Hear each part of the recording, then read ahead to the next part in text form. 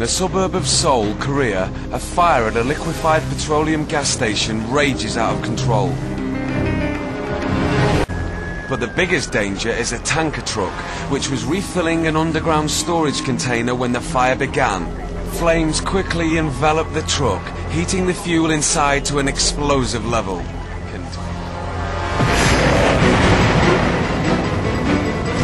The tanker explodes, creating a fireball over 150 feet in diameter that launches more than 1,000 feet into the air.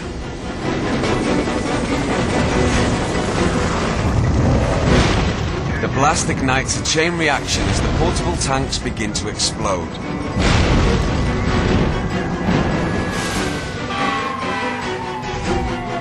Believing the worst is over, firefighters return to the blaze. They have no idea of the disaster that waits for them.